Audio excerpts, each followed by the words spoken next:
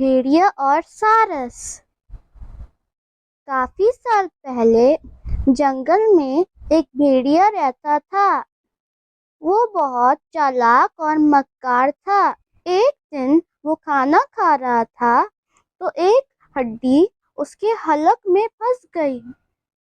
بھیڑیے نے ہڈی نکالنے کی بہت کوشش کی لیکن نہیں نکال سکا۔ اس کو بہت درد ہو رہا تھا۔ اس نے سوچا مجھے اس ہڈی کو نکالنا ہی ہوگا۔ پھر اسی وقت اس نے ایک سارس کو وہاں گزرتے ہوئے دیکھا۔ بھیڑیا چلایا، میری مدد کرو، میں تمہیں ایک بڑا سا انعام دوں گا اگر تم نے اس ہڈی کو میرے حلق سے نکالنے میں میری مدد کی۔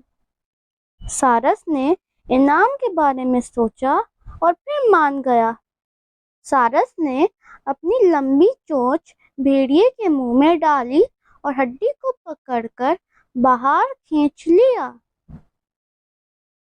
اس طرح سے بھیڑیے کی مشکل آسان ہو گئی۔ اب سارس نے بھیڑیے سے کہا، میں نے تمہاری مدد کی، اب تم مجھے میرا انعام دو جس کا تم نے وعدہ کیا تھا۔ بھیڑیا کبھی بھی سارس کو کوئی انعام نہیں دینے والا تھا۔